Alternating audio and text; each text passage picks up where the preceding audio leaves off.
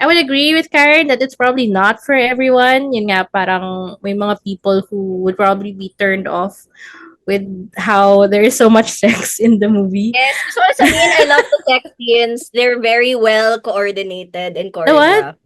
The sex scenes. Sex scenes, favorite. Pero only with like Mark Ruffalo. Those are really good. See some with Max. I didn't want to see any with the ugly guy. With the fuglies. Mga fuglies. Pero with Mark Ruffalo, I was like, marunong. Warning, spoilers are present in this podcast. Welcome to Third World Cinema Club Women's Month Edition. My name is Princess Kinok of Film Police Reviews. I'm Karen May of Kraken May. And this is Ika Cheng from Team P Cheng. And for this episode, we are recording a special women's themed episode, and it is Poor Things.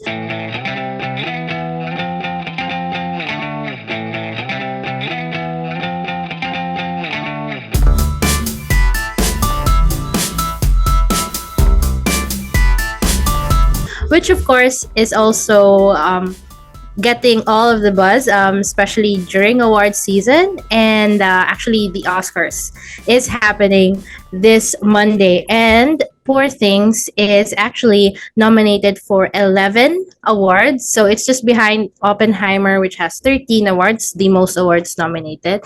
Let's just do a quick run through of the nominations for Poor Things. So it is nominated for Best Picture, Best Actress, Best Director, Best Adapted Screenplay, Best Supporting Actor, Best Original Score, Best Cinematography, Best Costume Design, Best Production Design, Best Makeup and Hairstyling, and Best Film Editing. So, if you want to find out how Poor Things does, you can actually stream the Oscars on Monday on Disney Plus. So that will be Monday morning. So it's like around 8 or 9 is already starting. So just head right on over to Disney Plus to find out. Yay! Wow, a lot of nominations, So, um, just before we go through with our thoughts and prayers about this film, Poor Things is a 2023 film directed by Yorgos Lanthimos, written by Tony McNamara, and it is based on the 1992 novel by Alasdair Gray. So, of course, as you may know, it stars Emma Stone in her isang kakaibang Emma Stone, most daring role yet. Ganon. And of course, it also has Mark Ruffalo, Willem Dafoe, Rami Youssef, Christopher Abbott, and Gerard Carmichael. So the film focuses on Bella Baxter. As you've read the reviews and synopsises online, it is a modern retelling of a Frankenstein's monster tale, but told on a female's perspective. So it's a young woman in Victorian London who is resurrected via a brain transplant and embarks on an odyssey of self discovery. All right. So, Karen, can you tell us what are your thoughts and prayers about this film, Poor Things? Yes, thanks, Cess. So, I have the freshest memory of this movie because I just watched it this week. And by the way, guys, it's still showing, so you can still watch it. I think that both of them watched it last year pa. Because it's been, it's a 2023 film, no? But it really is a testament to how it resonated to a lot of viewers that it's still showing right now until Oscar season. So, for me, obviously, the first thing I noticed was the fashion. So the costume design was amazing. I felt like I was in a storybook. And the set design reminded me of if you played Bioshock Infinite. Um, just the whole anachronistic vibe and it's all color saturated. So if you're looking for historical accuracy, this ain't it. That's not the point of this movie because there are so many juxtaposed fashion. So like you have like 60s fashion with like go-go boots and then you have high-waisted skirts, but then you'd have like the Victorian era puff sleeves going on. So I love how they were so unapologetic about the fashion being inaccurate. Actually, I read something about the fashion in the movie. Uh, it actually reflects Bella's growth. So when we see her, she's wearing the puff sleeves, and then from there the silhouette goes smaller and slimmer, to represent her freedom also. So yeah, from something so innocent and baby like at the start, so with the puff sleeves, and then the silhouette changes, so it's a reflection of her growth also, the Or costumes. adult, no? I was feeling the puff sleeves though, but I get what you mean. Parang Yeah, ako din. Yung puff sleeves din yung gusto ko. gusto ko naman thank you sa binilhan ko sa carousel. Thank you. Wow. Guys, you have to see what she's wearing. Yes. Na So- okay, tagal ko na tong nasa akin or pinagkuplano. This is actually para sa Emily and Perico. Pero, sabi ko, oh my God, when I saw this movie and I saw how out of this world or like, as in it's really like pushing the screen when you see like the puff sleeves. Parang every time, parang, Mm-mm. like, really has a presence. I feel like it's its own character. Also, can we spoil or this is non-spoilery na? I think we can spoil. Yeah, oo. It's been a while. Okay, so obviously fashion, yes. Check times 100 set aside. It's so pastel and colorful. I like how the progression was with the black and white scenes, and then how you see how she discovers herself and discovers the world. So, it becomes saturated in color. Kind of reminds me of Pleasantville because in Pleasantville, diba? Nagka-color because, they were doing stuff. Yeah. But anyway, for this film, I was quite surprised because it's quite exciting and spicy that I did not expect it in that sense. But also, it's quite welcome. I feel like it might be very divisive if you are of a certain sensibility. Pero for me, I didn't mind. Like, bring it on, honestly. Siguro for me lang, some scenes ran on too long. Like, I am all for the oldest profession in history. I am all for the sex industry and proper practices for sex workers. So I didn't mind all the whoring in this film, but I just felt like it could have been condensed to get the point across. Actually, I don't know. It's interesting that you bring that up because, well, as you know, I read the book, and that part is actually very short in the book. It's like, I extended it. yeah, so the film really pulled on it and really extended it. So yeah, I mean, it's just stating like a difference from the book and the film. But like you said, I was kind of like looking at it from a sex positive perspective. But yeah, I think they could have cut it. They could have trimmed it down a bit because halos wala siya sa, I mean, hindi mas halos wala. It's there, but super super small lang. And yeah, so yeah. Yeah, but to clarify, it's not just the whoring part or the sex work part na baka kasi ba taken out of context. I think there are some scenes that could have been shortened or could have been done away with at all. Yeah, there were some scenes that could have been done away, such as the ending that would never end. I thought I was okay na. May conclusion na ako. And then suddenly, para siyang Christmas party, napaalis na ako. Pero yung parents ko, makikipag-usap pa sa kamag-anak dun sa door. Tapos mga 1 hour na naman ako nag-aantay. So, akala ko tapos na dun sa part na kasal, we're okay. Yeah, yeah.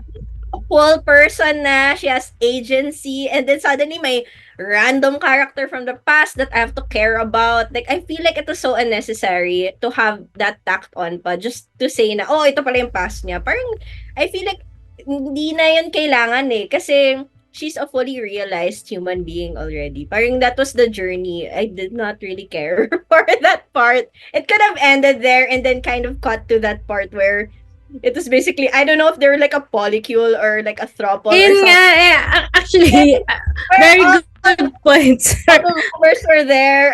Ideal ending. So, yun. Very good point on that. Kasi, also in the book, mas, ano ba? hindi gano'n ka-wild yung ending, I would say. Like, in the film, yung best friend niya from the whorehouse. 'Di ba parang Sa nakasama na nila brothel. sa brothel, parang yun nga ka-throuple na nila dun sa ano. But wala yun sa book actually. So that was one thing out. And what I like more about the book is mas nag-focus siya sa relationship ni Bella and si Candles. Kasi sila talaga, walang Ah, gulong iba, 'di ba? ay, Hmm. Doon kasi so dun sa cute. movie kasi biglang may throuple eh, 'di ba?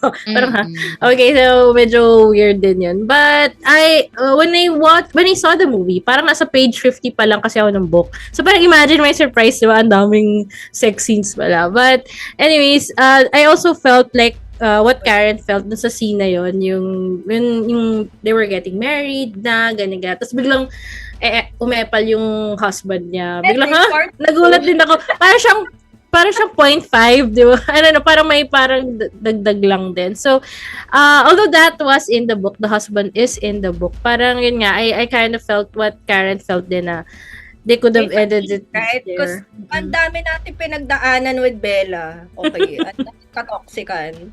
With all the crappy men in her life. 'Di ba? Even from si God was nice, Oh. okay, but like that's bare minimum, but he was still lying to her and kind of treating her like an experiment, like Mark Ruff. Yun na talaga tawag ko sa Mark Ruffalo, si Duncan.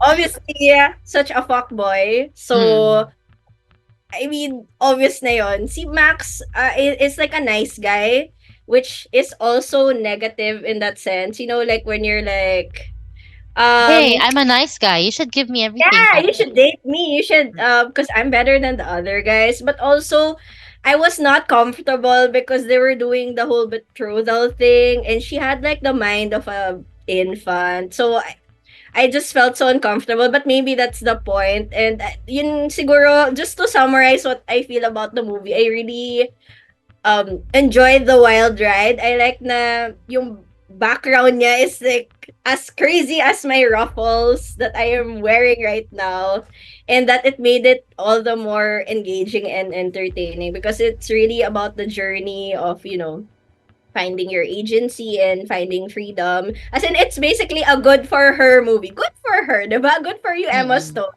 Get your freedom. But also, I guess medyo triggering lang siya. Um, if you've ever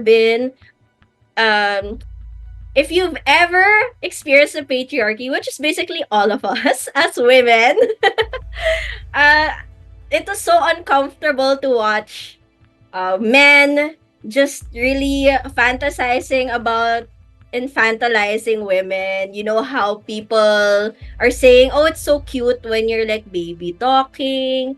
Or like, yung when you pitch up your voice. I mean, there's nothing wrong with that. I think lately people have been reclaiming it. Also, yung bimbofication, they've been reclaiming it, I think, on social media. So like they would have like the bimbo voice and then they would talk about the economy or like human rights. So I think I like that movement online. Pero when you see this movie kasi it can get very uncomfortable because it's so familiar and it's something that we've experienced in our own lives if we've dealt with very toxic men, which is all of us again. So I wanted to know what you guys thought about that as well. Kasi, di ba, it's medyo obvious na metaphor na she's childlike. They're dressing her. And, there's this really gross thing that some guys think that they want to date way younger because, oh, I can still mold her. Basically, I can create my ideal woman because Mm-mm. she's still young and she's still growing. So I can impose my own ideals on her. So Correct. so medyo part I was good for her. I'm cheering her on, but part the I was tumataas yung blood pressure ko because it just reminds me of all the men I had to deal with, in my journey of life. So I'm Mm-mm. sure all the other women have felt the same way. Correct. What about you, Ika? Since you've read the book on that perspective, aside from seeing the film, We saw the film together last year. Yes. Together but But seats seated apart. apart. So it was during the Poor Things was actually the opening film of Q Cinema. So kudos to Q Cinema for getting this film and making it its opening film.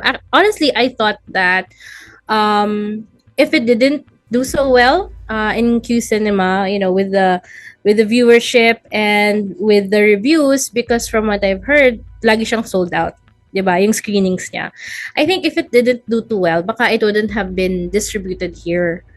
That's ano lang parang ano ko lang yun. But or maybe the distributor probably had more confidence because it did well sa Q Cinema. So guys, that's why we should also support our film fests. I'm sure Princess is a big advocate of that. So, yeah, kudos to Q Cinema for acquiring this film and making it its opening film. Because, ang galing kasi it's like, it's a big buzz in award season. So, it was really a good choice. And then, yun nga, 20th Century Studios acquired it and it was distributed here locally. So, medyo may rating lang because of the scenes, ganyan. So, well, actually, I was interjecting sa time ni Karen when she was talking. But, yun nga, kasi I guess we felt the same about, certain scenes and like that. But, as I mentioned earlier, when I saw the film, parang nasa page 50 pa lang ako. So, I wasn't really sure what the book was about. So, kaya, hence my surprise and my shock with, all of the sex scenes, ganyan. But, yun nga, I would agree with Karen that it's probably not for everyone. Yun nga, parang may mga people who would probably be turned off with how there is so much sex in the movie. Yes, so I love the sex scenes. They're very well coordinated and The what? choreographed. The sex scenes. Sex scenes, favorite. Pero only with Mark Ruffalo. Those are really good. Some with Max. I didn't want to see any with the ugly guy. With the fuglies.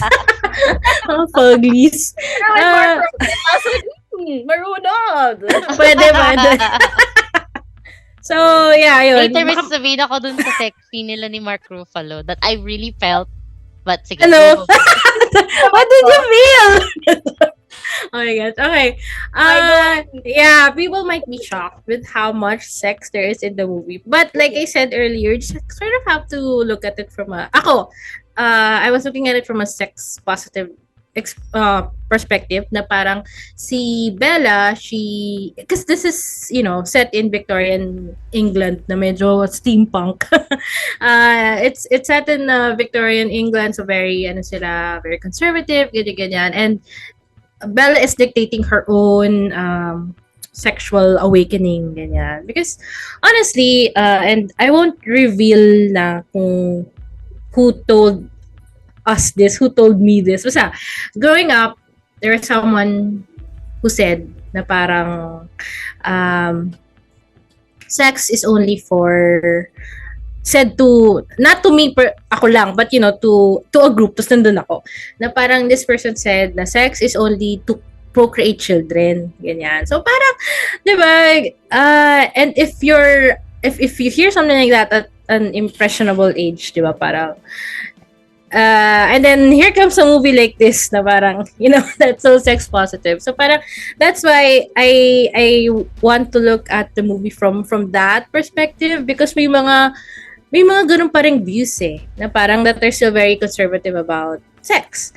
'Di ba? Na yun nga, you only have sex to procreate children, ganyan. Parang okay. 'Di ba? So I kind of like that this film smashes that kind of thinking, ganyan. But of course, again, it's not for everyone. So you really have to set your mind to it. Na you have to look at, I guess, from a female perspective, no, you have to look at it from na yun nga, she's a sex worker, and then I don't remember na if this is from the movie or from the book. Pero parang parang 'di ba, how come it's kasi syempre uso yung they're doing sex work, so there's like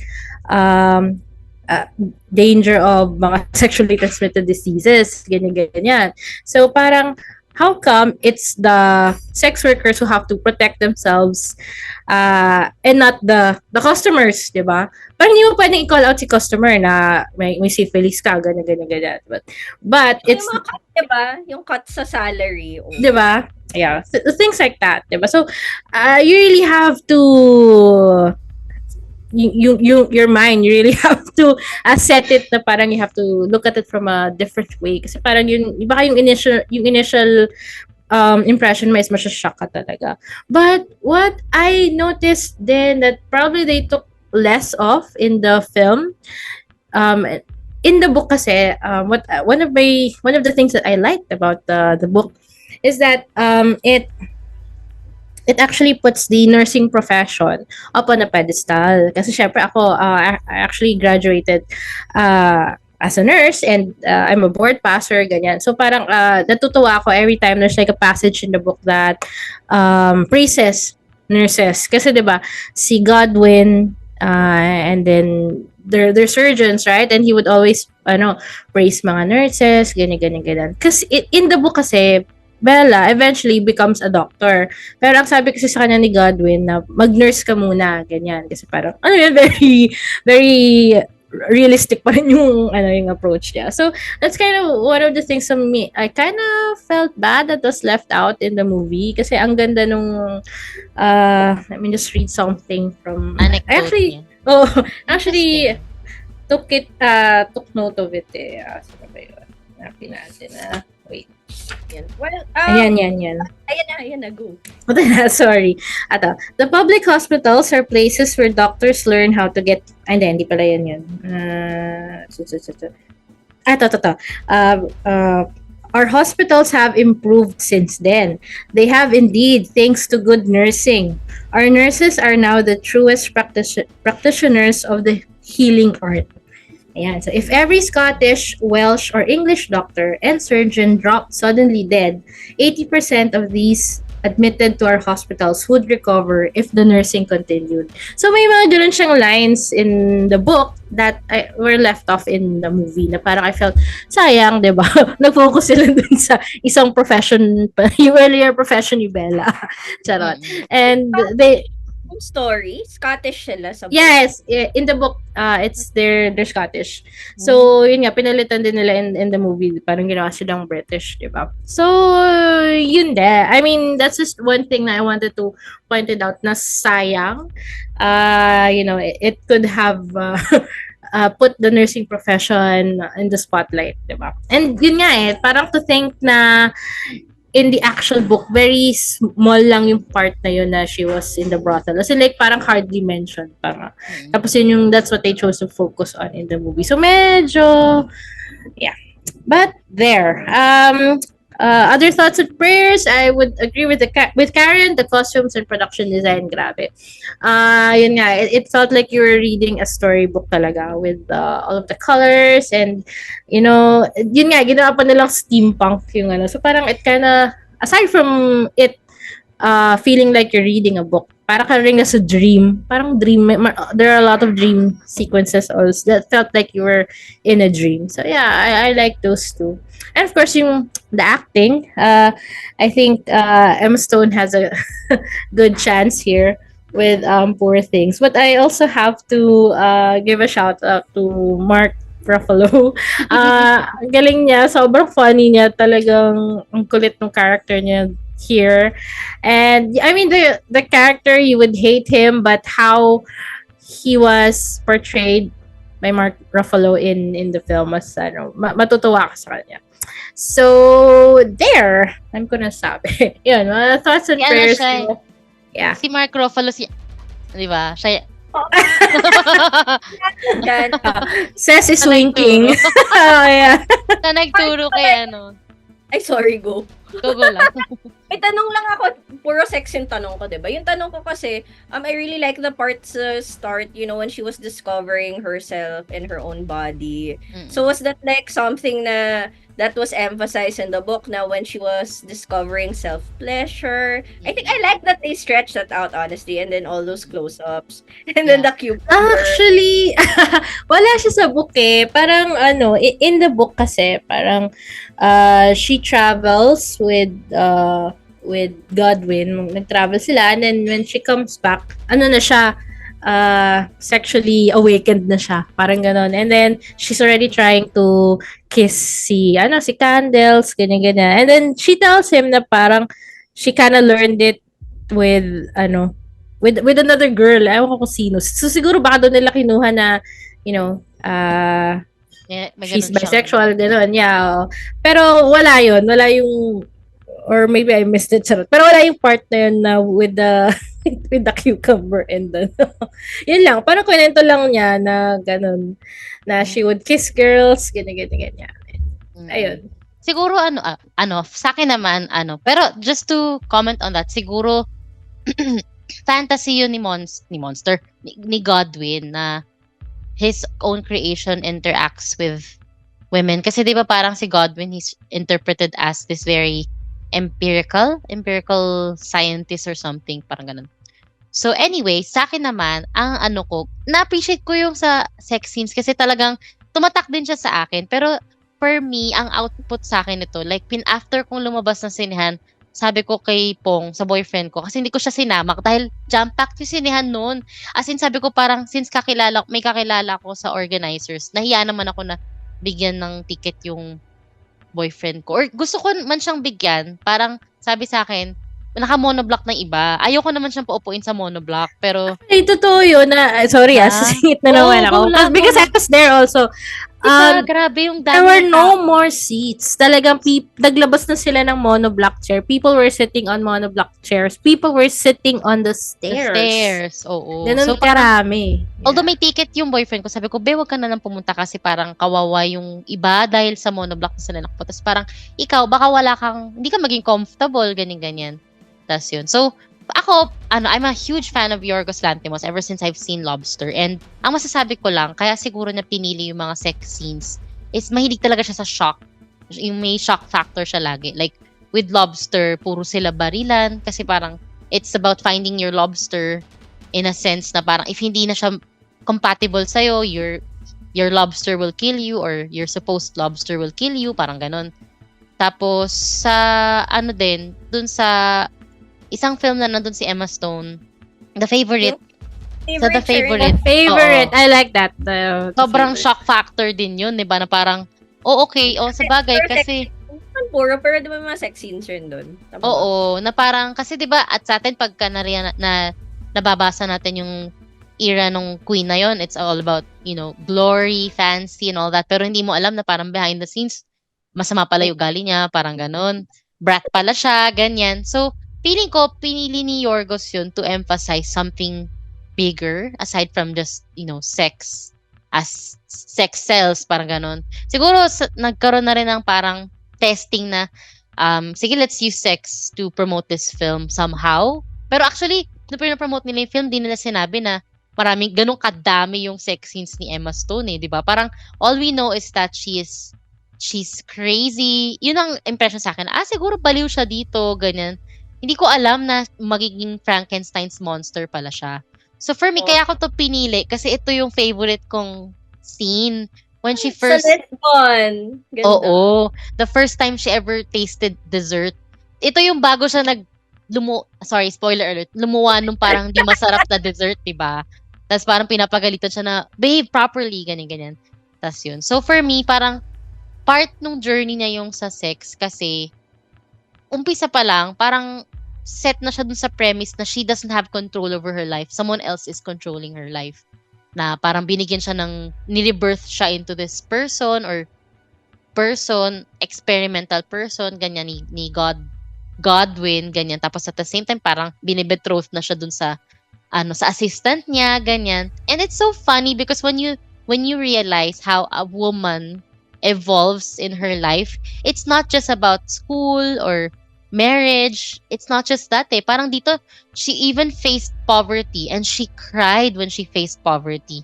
She faced so many emotions when she read a book for the first time. And hindi lang siya yung books na binibigay ni Godwin, like from these other liberal politic friends, mga beatnik friends niya, when they were giving her education, teaching her about freedom and liberty and Socialist democracy. isa.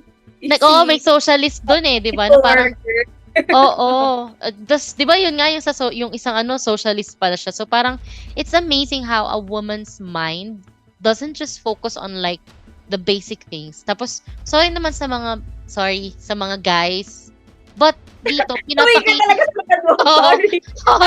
Sorry to the men who's listening to this episode. But imagine siya when she set herself out into the world, like discover herself, her own pleasures.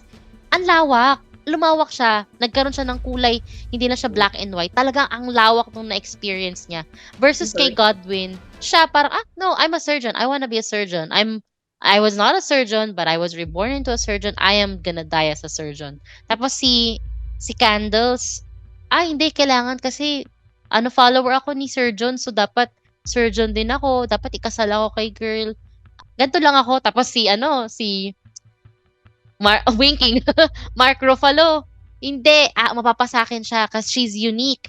She's a unique being, so she should be mine. We're gonna have lots of adventures. She loves sex. I love sex as well. Ganyan. Pero nung nag-grow pa si Bella out of that, nawala siya. To the point na nabaliw siya na he can't have her, he can't control her, she's not. Tapos to the point na talagang nagsisigaw siya na, you're the only woman that I love, or they're the only person. Wala kang comparison, wala kang kupas, ikaw lang ang gusto ko, ganyan. Parang alam mo yun, parang it's so funny that, sorry guys again, who are listening to this episode, but it's so funny. Sila sa likod ni Cess. It's so funny how these guys, they're just that. Pero si Bella, grabe yung lawak nung napuntahan niya. Talagang na-experience niya yung mundo as she should, diba? And to think this is her second life, and yun pa, parang imagine, spoiler alert, galing sa kanya yung life na yun.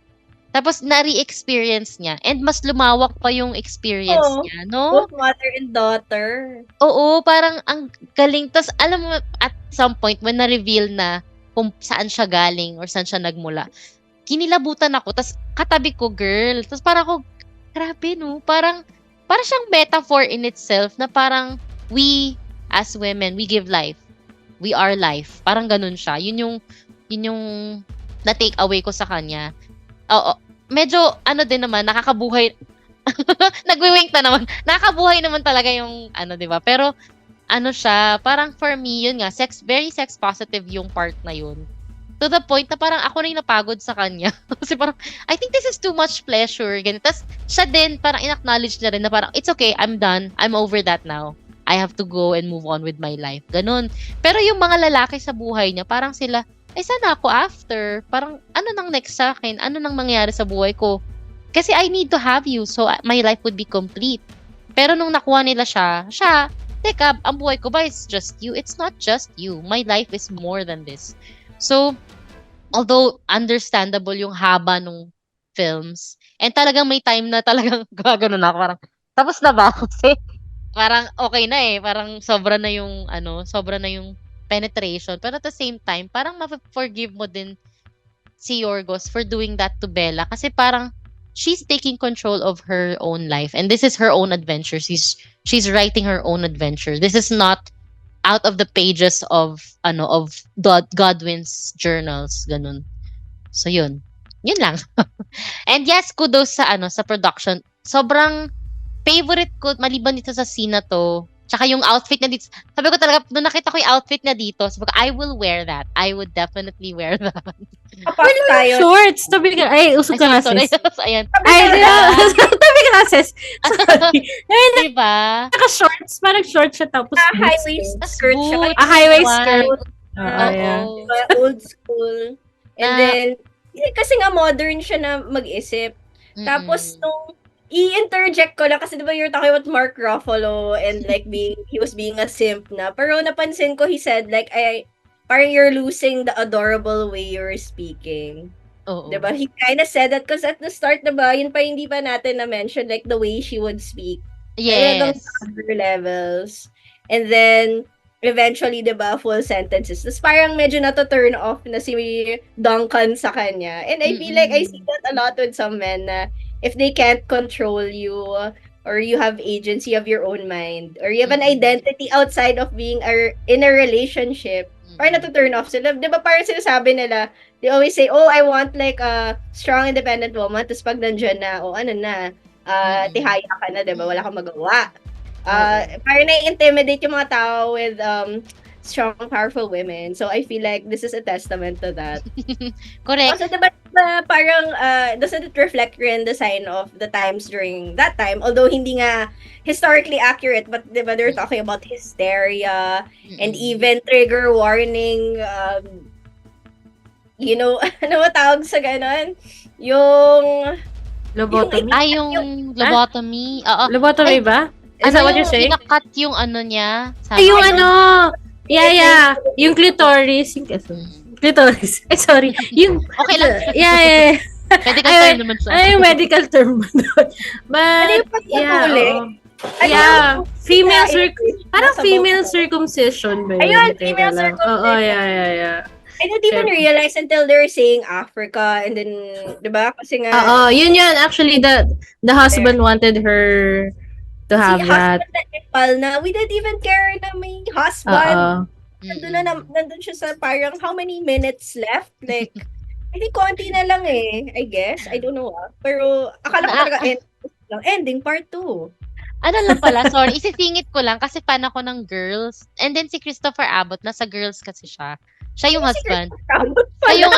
Siya yung gumanap na husband. And then, ang ironic lang for me, bilang fan ng Girls on HBO, umalis kasi siya sa second season because hindi sila nagkasundo ni Lena Dunham because he finds Lena Dunham too strong. So imagine yung role niya dito is he's also against a strong independent woman. Parang ako, kaya pinapanood ko, ikaw nakakairita ka na talaga, sabi ko. Tapos pansin niyo yung walk niya, yung movements niya.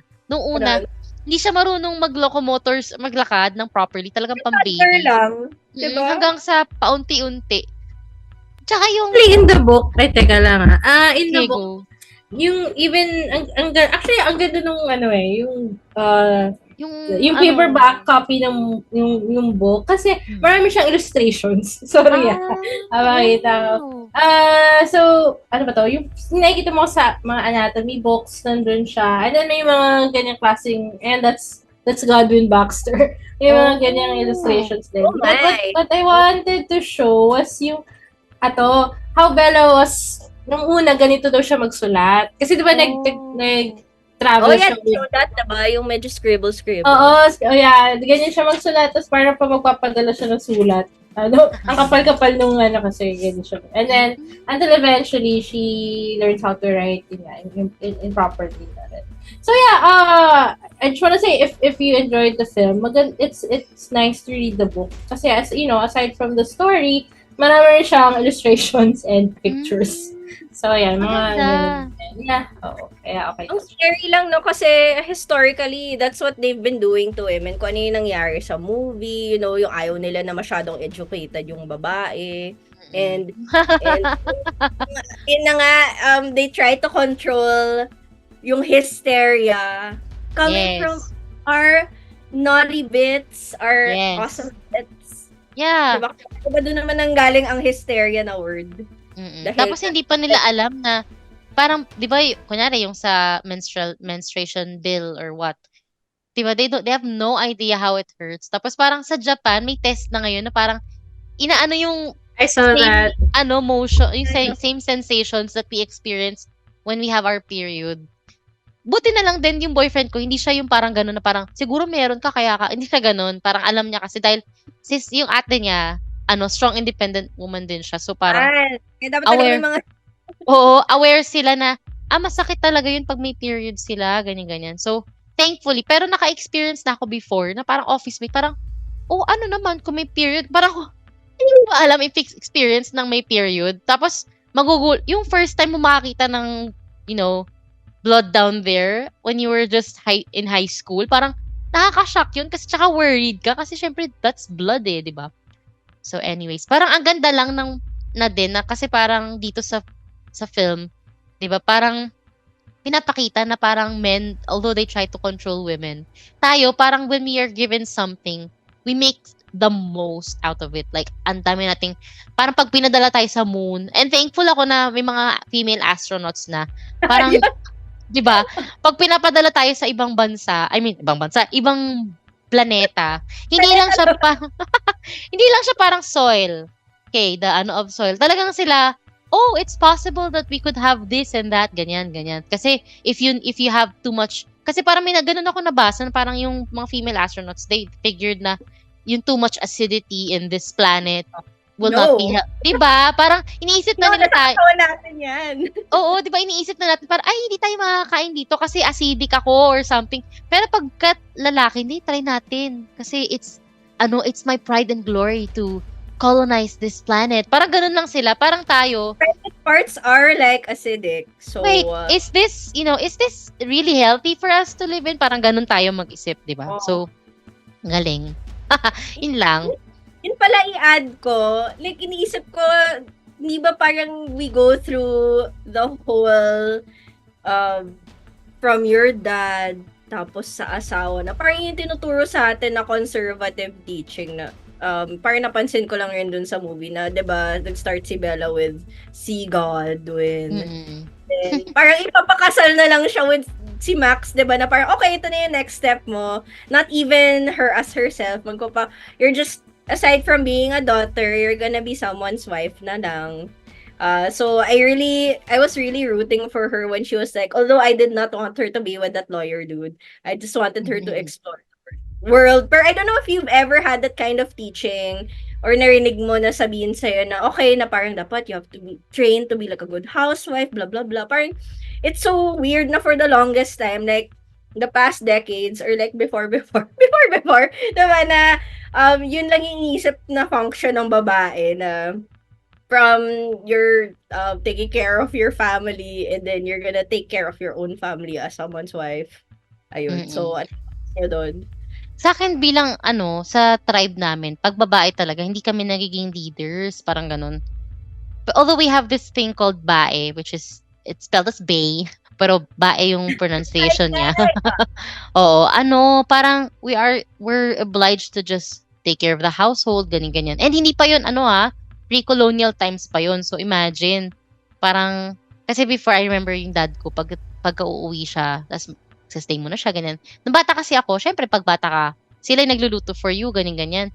So sabi ko, pwede magluto ka naman ng ganito for us kasi namimiss ko na yung luto mo, ganyan.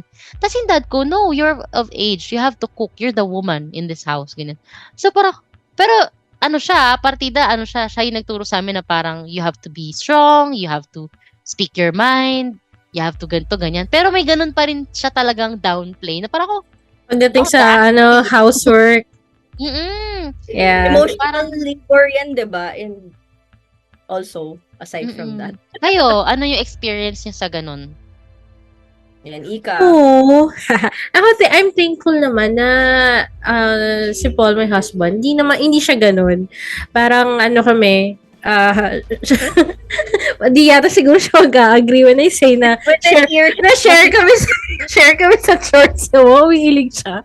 No, tapos, honestly, hindi ako I mean, babae ako, pero hindi ako domesticated. Hindi ako domesticated. I rarely do, sa totoo lang I rarely do, I rarely cook. Parang pag nasa mood, alam mo yan, pag pag nag-outing kami, team building, ganyan, tapos mag-a-assign ng mga chores. Tapos, yung, nakakatawa nga di ba, mag-a-assign ng chores, sabihin ko, sa breakfast lang ako, prito lang alam ko. Pero yung mga boys, sila yung sila yung mga ihaw and all of the complicated cooking. Pero ako doon ako sa prito lang. And ganun, I mean, I see myself kasi as someone who would rather do other stuff. I don't know, hindi talaga ako Hindi talaga ako. I mean, I know how to cook, pero, and I would do it sometimes. Pero ganoon lang, prito lang, luto lang ng pasta, ganyan-ganyan. Pero, other stuff, hindi. And then, yun nga si Paul, he does more household work actually. So, I'm grateful na ganun siya, na hindi siya yung thinking niya, it's not babae ka, ikaw maglinis, ikaw maghugas, ganun, hindi. He understands na marami na akong ginagawa, ganyan, I'm tired, I need to sleep. So, he would, pitch in and do stuff. Sabi ko nga kay Karen na si Paul, ang love language niya is, ano yun? Acts of service. Acts of service. So, wait, diba tawag sa'yo? Sorry, acts of service ang kanyang love language. So, yeah, he would wash the dishes, he would cook, siya yung nag-aalaga kay Paul. Actually, mas prime caregiver pa nga siya ni Luke. And he would take out the trash, yung ganung level. So, I'm grateful na ganun siya. Na he wasn't raised to be, to think na, babae ka, ikaw sa kusina, gano'n. No, not at all. I'm rarely in the kitchen. Actually, nung renovate yung bahay, sabi namin, sige po, maliit lang po yung, sa dad ni Paul, maliit lang po yung kusina kasi hindi naman kami nagluluto. So, parang as a couple, hindi talaga kami ganun. Ask anyone, ma-deliver akong tao. Grab, Food Panda, ganyan. So, yeah, I'm just happy na hindi ko na-experience yung ganong thinking. And yun nga, ask anyone I know, yung mga teammates ko sa hindi nila ako nakita magluto ng anything complicated na like menudo or pag nagti-team building, dun ako sa breakfast kasi prito lang. Kaya sometimes, ganun. So yeah, I'm just happy na hindi ko na-experience yun. I guess I'm blessed na yung napangasawa ko gano'n. Na we share in the load, ganyan. I'm lucky. Alam, and I know that. Ganun. Shout out to Paul! Shout out to Paul, nga. Ikaw naman, Karen, did you experience any such thing and in the household, ganyan? Oh, my household kasi it's kind of conservative in that sense na kaya nakarelate ako kay Bella nung nanonood ako ng first part, sabi ko, parang sa bahay lang to. Yung hindi siya makalabas, as you guys know, well, Ika and Cess naman super strict sa household namin. So, yung nung umalis si Bella, sabi ko, alam mo kung ako hindi ako papayagan, buti ako pinayagan pa siya at that point, napaka-liberal na ng father figure na. Pag ako yun, Dad, alis ako, punta ako with like some random dude I met around the world. No. Oo. Kahit ako pa. Ayan. But yeah, it's just very eye-opening and sobering, and it's a difficult experience for me to watch it because nga I've been through that, and I've been conditioned growing up to just parang hanggang ito na lang yung pwede sa akin, or that I have to train to be like someone's wife, or to be single and to not be married yet at a certain age is like the road to spinsterhood. So may ganun yung factor. So there's so much pressure with that. And just to see Bella Baxter living her best life, her second life, living it to the fullest. It para siyang sa akin, living vicariously. And I hope other people who have that similar background can feel the same way with the movie. Like when I see the sex scenes, I don't think it's just gratuitous for me. Like, when it's just for show lang, when it's like the sex position, when it's like exposition with sex. Hindi naman it shows na she was claiming it, diba? She tried getting to know the clients. She tried befriending them. Parang iba yung perspective niya nun which was refreshing because usually what you see with that kind of profession, at least on screen, nakikita mo yung kawawa or like, diba, pinugbog, gano'n. Walang choice, ganyan. Walang choice. Ito parang siya, okay, I'm just gonna do this. And I see that a lot with the generation now na they're very in tune with their sexuality and how to harness it. So that's also a good thing that I've been seeing with the feminist movement. And if it's not for you, then it's not for you. But don't yuck someone's yum, okay? It's like confession in Gusto the ko yun. Don't yak someone's yum. Karen May 2024. very liberating na movie for me, I think, in that sense. And also that it shocked, on a meta level as well, that people are talking about the sex scenes more than the actual message. Mas nag-freak out pa nga ako at like how like toxic and abusive the men were in that movie. Although it's very subtle with some of them. But if you're a woman, these are things that you've dealt with on a daily basis, and just to be treated like a child, na hindi ka marunong, or like the condescension that she would deal with, is very relatable. And also, it's so interesting to me that people forget that Emma Stone is a producer in this movie. So obviously, she would have a say in all the sex scenes depicted there. So I'm sure she wanted it there for a reason. And hoping, I think, ngayon na ba uso na yung mga intimacy coordinators and coach. So hopefully it's a more safe environment to shoot intimate scenes as well. Hi, Luke! To be fair naman din, yung ibang ano din naman niya, intimate scenes niya, hindi siya yung parang usual na, Hindi male gazy naman hindi siya for corn stuff. Parang Oo. more of talagang yung facial expressions lang niya, ganun, no?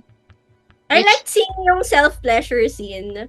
I felt like it Oh, it was Parang so interesting, no? Na parang, was interesting to have that much emphasis on it, and I just don't see that a lot. And I'm so glad nga na napinakita yan locally. I was really worried about this film. Correct. I'm glad na I think naman kasi it contributed to the narrative and what they were trying to say. Liberation. Okay, so we're down to our final thoughts. Ako magsa-start na lang muna ako para you guys have more time to digest or divulge your final thoughts. So for me, by the way, share ko lang. I'm actually living alone and it's so liberating. So nakarelate din ako looking back into my experience of watching this.